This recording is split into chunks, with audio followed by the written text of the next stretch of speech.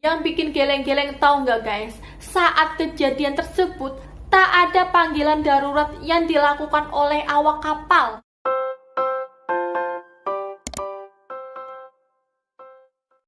Assalamualaikum warahmatullahi wabarakatuh. Nah, malam ini aku akan menceritakan tragedi kapal Sewol guys, yang pernah menimpa di negara Korea Selatan. Perjalanan liburan biasanya menjadi agenda rutin sekolah untuk kegiatan study tour.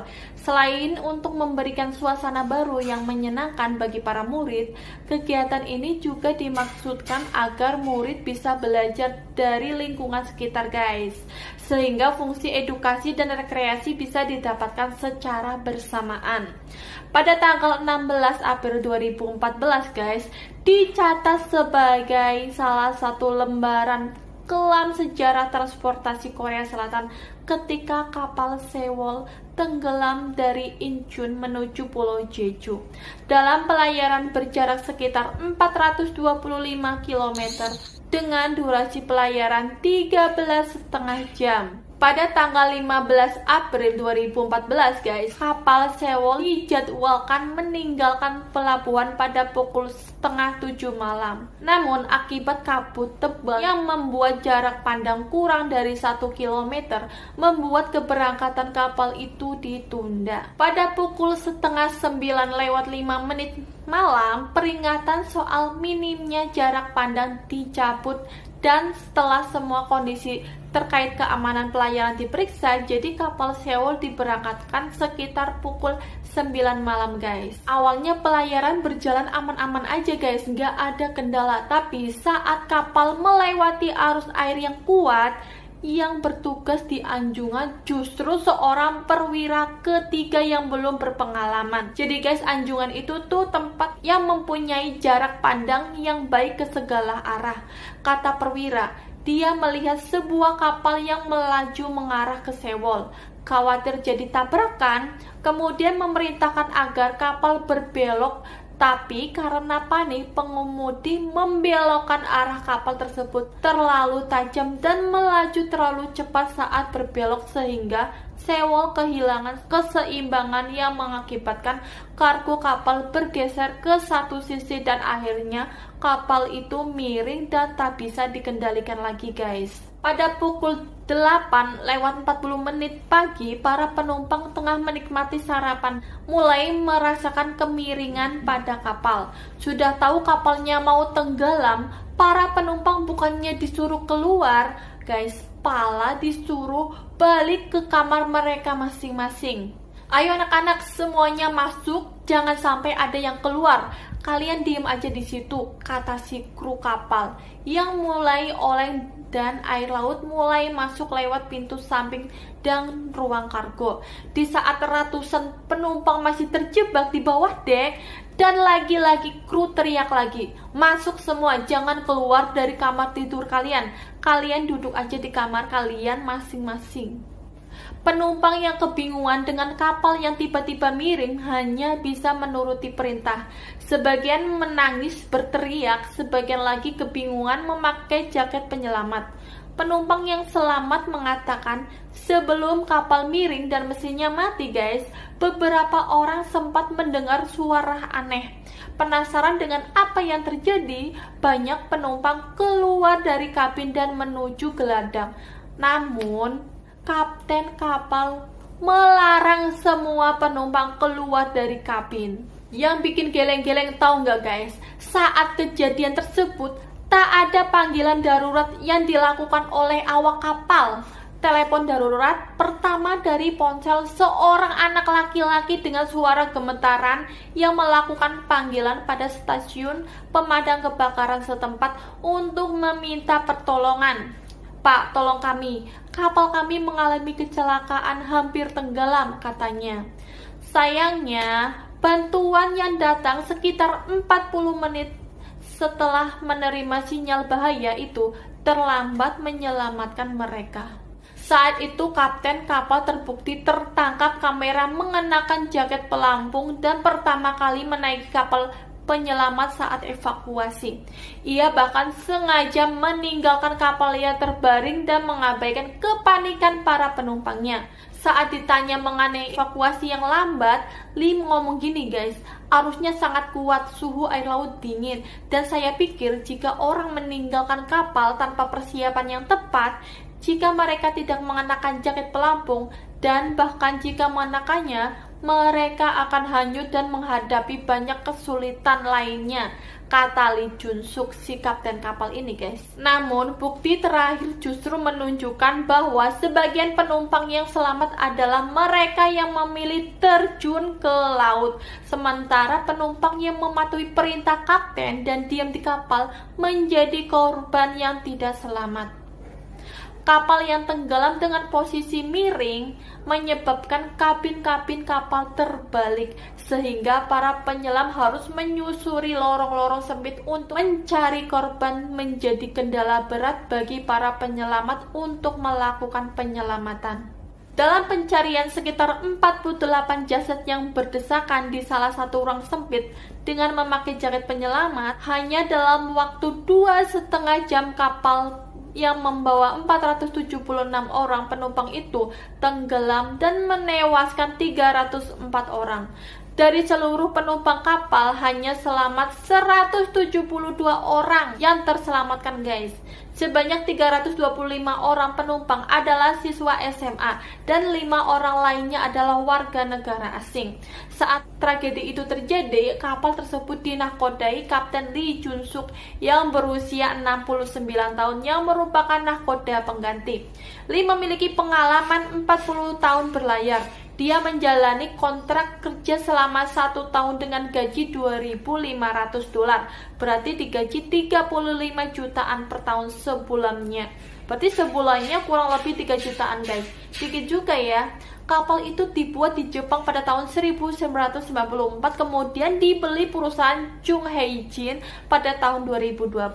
Parahnya lagi, presiden disebut menghabiskan 90 menit demi merias rambut.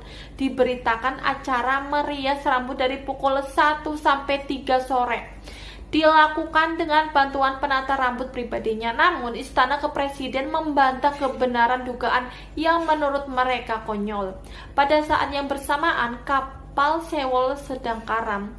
Ketika kapal naas itu tenggelam, keberadaan presiden selama 7 jam sempat tidak diketahui, semakin memicu kemarahan warga Korea Selatan.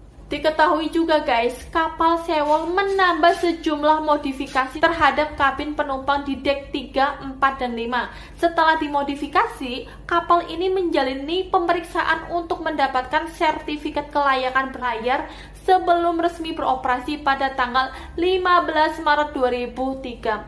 Selain itu, kelebihan muatan juga dianggap sebagai salah satu faktor tenggelamnya Sewol. Di saat tenggelam, Sewol mengangkut 3.608 ton kargo atau 3 kali lipat lebih berat dari kapasitas yang harusnya hanya 987 ton. Dan ditambah lagi 116 penumpang, dan ditambah lagi 920 ton truk, mobil, dan peralatan berat lainnya, 131 ton kontainer, dan 1.164 ton kargo lainnya. Selain itu, Sewol hanya membawa 580 ton air pemberat, jauh lebih sedikit guys dari yang direkomendasikan, yaitu 2030 ton, sehingga membuat kapal jauh lebih rentan miring dan tenggelam. Diketahui kru Sewol memompa keluar ratusan ton air pemberat yang berada di bagian bawah kapal untuk mengakomodasi lebih banyak kargo. Pada tanggal 19 April 2014 guys, kapal Sewol ditangkap dan didakwa melakukan kelalaian dalam menjalankan tugas, melanggar hukum kelautan, dan pelanggaran lainnya. Hasil penyelidikan, kapten kapal terdakwa hukuman penjara seumur hidup atas pembunuhan karena lalai dalam melaksanakan tugasnya. Sementara itu, 14 petugas lainnya menerima hukuman karena terbukti meninggalkan kapal dengan penumpang yang masih ada di dalam. Padahal Undang-Undang Korea Selatan jelas-jelas mengatur bahwa kapten kapal harus tetap berada di posnya saat bencana datang. Dua kru lainnya yaitu pemegang kemudi dan perwira ketiga juga ditahan karena melakukan kelalaian yang mengakibatkan hilangnya nyawa. Pada tanggal 8 Mei 2014 guys, perusahaan yang mengoperasikan Sewol ditangkap dan dijerat beberapa dakwaan termasuk kelalaian yang mengakibatkan hilangnya nyawa. Selain itu, Kementerian Kelautan dan Perikanan Korea Selatan mencabut izin operasional ruang kelas yang sengaja tidak dibereskan agar terlihat persis seperti ketika para siswa meninggalkan sekolah, seperti foto, surat, rangkaian bunga, makanan, minuman, bahkan origami tampak diletakkan dengan manis di atas meja guys, sebagai bentuk bahwa kenangan manis mereka masih menorehkan cerita indah dalam hati orang yang ditinggalkannya, mengingat mereka masih sangat muda dan kaya akan mimpi serta harapan di masa depan.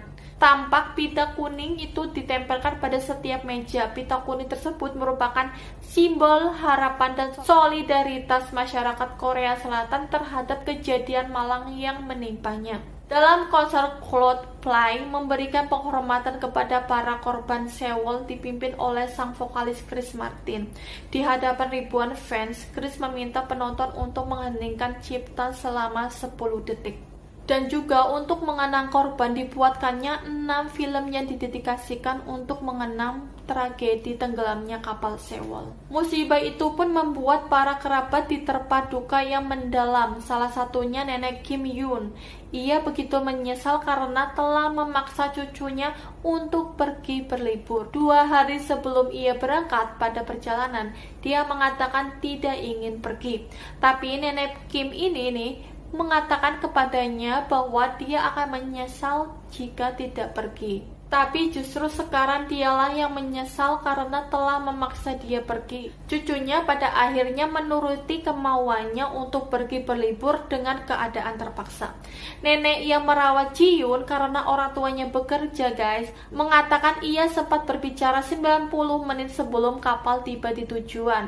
Dengan panik, Ji-yoon berteriak dan menangis menelpon neneknya. "Nek, kapalnya akan tenggelam. Sekarang aku sedang berpegangan besi. Sepertinya aku akan mati, Nek." Terus si nenek ini jawab, "Iya, aku akan segera ke situ." Kemudian sambungan telepon dari Jun Yun pun terputus.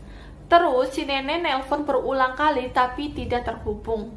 Lalu pada pukul 10 pagi, Ji-yoon mengirim pesan kosong. Sejak itu tak ada lagi komunikasi darinya. Mendengar kabar kapal Sewol tenggelam, orang tua Ji-yoon pun langsung menuju ke Jindo. Mereka membawakan pakaian kering untuk putri mereka, tetapi kabar putrinya belum ada kejelasan. Ayah dari korban kapal Sewol lainnya yakin beberapa orang bertahan dalam kantung penyelamat, termasuk anaknya.